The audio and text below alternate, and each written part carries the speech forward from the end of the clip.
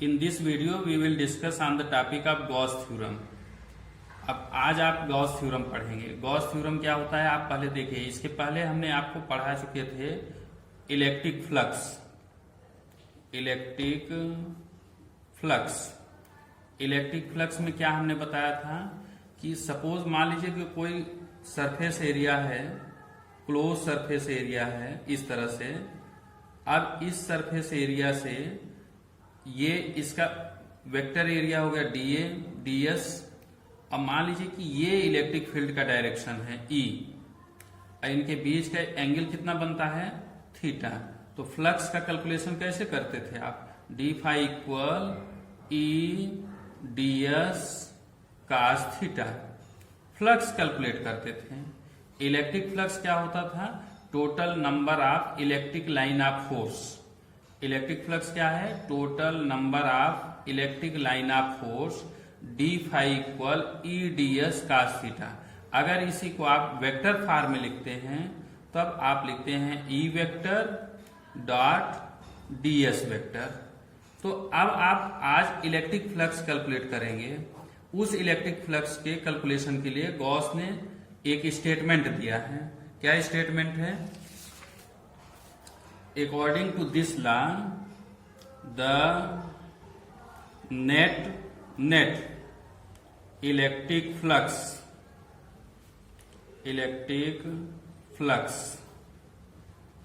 passing through any closed surface is equal to 1/epsilon naught times of charge present inside it means phi E will be equal 1/epsilon times into Q equal Q/epsilon naught। ये Gauss theorem है। इसका मतलब आप समझ लीजिए कि यदि मान लीजिए आपके पास क्लोज सरफेस है, ऐसा सरफेस है और इसके अंदर चार्ज कितना है Q है। अब इससे ये electric line of force pass होती हैं, ये इलेक्ट्रिक लाइन ऑफ फोर्स, तो कितना फ्लक्स होगा? ये गॉस थ्योरम कहता है Q/epsilon naught। गॉस थ्योरम से सपोज आपके पास सिलेंडर शेप में है। अब इसमें से चार्ज कितना है Q है, यहां से भी इलेक्ट्रिक फ्लक्स पास होता है तो उसकी वैल्यू कितनी होगी? Q/epsilon naught। यदि आपके पास इस तरह का बॉक्स है, क्यूबिकल है, ये यहां से भी electric line of force pass होती है तो कितना फ्लक्स होगा? Phi equal Q/epsilon naught। ये गॉस थ्योरम ने फाइंड किया कि किसी भी क्लोज सरफेस से कितना फ्लक्स पास होगा, Q/epsilon naught होगा। इसी को प्रूफ करना है। प्रूफ एक बार स्टेटमेंट फिर से देखिए कि net electric flux passing through any closed surface is equal to 1/epsilon naught times of charge present inside it. मान लीजिए उस क्लोज सरफेस के अंदर कितना चार्ज प्रेजेंट है Q, तो कितना फ्लक्स पास होगा? Phi equal Q/epsilon naught। Proof suppose एक क्लोज सरफेस है O, चार्ज कितना है Q है, ये इलेक्ट्रिक फील्ड का डायरेक्शन है। यहां पर आपने कंसीडर करते हैं एक small surface ds vector. Therefore electric flux d phi equal, अभी हमने बताया था आपको क्या होता है formula, E D S cos theta. क्या होगा? E D S cos theta if theta will be equal 0 degree. मान लीजिए कि ds और e दोनों का जो डायरेक्शन है वो सेम है। सेम डायरेक्शन में थीटा की वैल्यू क्या होगी, 0 होगी। तो डी फाई इक्वल रिजल्ट आ गया E D s. We know that the intensity of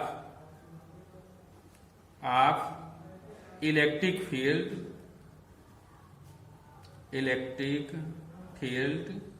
eight point, ये पॉइंट P है, इसकी डिस्टेंस कितनी है, स्मॉल r, डिस्टेंस हो गई small r, at point P E will be equal, इसके पिछले वीडियो में हम फाइंड कर चुके हैं किसकी वैल्यू होती है 1/4πε0 Q upon r square, equation first, equation number second. From first and second means आप E की वैल्यू को फर्स्ट इक्वेशन में पुट कर दीजिए। तो E equal d phi equal 1/4πε0 Q upon r square into क्या होगा, ds। ये कितना फ्लक्स पास हो रहा था, स्मॉल सरफेस से, कितना सरफेस था, ds, लेकिन आपको पूरे क्लोज सरफेस से फाइंड करना है। तो इसके लिए आप क्या करेंगे, नेट इलेक्ट्रिक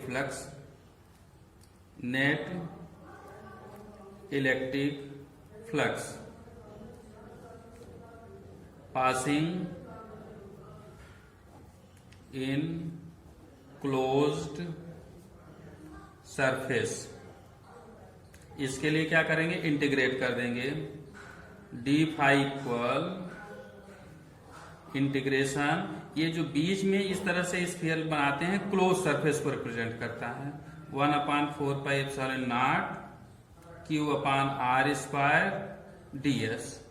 डी फाई का integration phi equal 1/4πε0 Q upon r square close surface ds equal 1/4πε0 Q upon r square close surface ds का मीन्स एरिया, एरिया कितनी होती है क्लोज सरफेस की, 4πr स्क्वायर, 4 से कैंसिल हो गया, पाई से कैंसिल हो गया, r स्क्वायर से कैंसिल हो गया, आपका रिजल्ट आ गया Q अपान ε0। तो फाई इक्वल Q अपान ε0, कितना फ्लक्स पास होगा क्लोज सरफेस से, Q अपान ε0। तो आज आप पढ़ रहे हैं गॉस थ्योरम। क्या है गॉस थ्योरम, कि the net electric flux passing through any close surface is equal to 1/ε0 times of charge present inside it. देखिए इससे कितना फाई इक्वल आता है, 1/ε0 Q equal Q upon ε0। Means आपके पास हमने बताया किसी टाइप का क्लोज सरफेस है, वो चाहे स्फीयर शेप में हो या सिलेंड्रिकल शेप में हो या तो क्यूबिकल शेप में हो, लेकिन उससे कितना फ्लक्स पास होगा इक्वल कितना फाइंड किया गॉस ने, Q अपान ε0। यहां भी कितना होगा, Q अपान ε0, यहां भी कितना होगा, Q अपान ε0। इसी को प्रूव करना था। तो आपने कैसे प्रूव किया, कि सपोज एक स्फीयर है, स्फीयर में सेंटर O है, उस पर कितना चार्ज है, +Q चार्ज है, R रेडियस है, R रेडियस पर कंसीडर किया एक पॉइंट P है, P पॉइंट पर एक स्मॉल एलिमेंट है, ds है। तो फ्लक्स कितना पास होगा, d phi equal E D S cos theta, theta equal क्या होता है 0 degree, therefore d phi equal कितना हो गया, E D s, equation number first.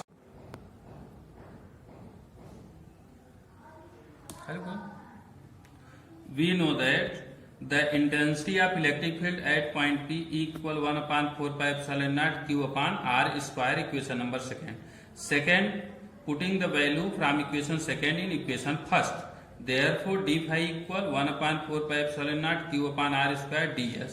But total electric flux find करने के लिए क्या करेंगे, आप इसको इंटीग्रेट करेंगे। आपने इंटीग्रेट का साइन अप्लाइड कर दिया, इंटीग्रेशन कर दिया, तो ये रिजल्ट आता है integration of close surface ds। Close surface ds का मीन्स कि टोटल सरफेस एरिया कितनी होती है इस स्फीयर की, 4πr स्क्वायर। इस तरह से रिजल्ट क्या आता है, phi equal q upon epsilon naught. This is Gauss theorem.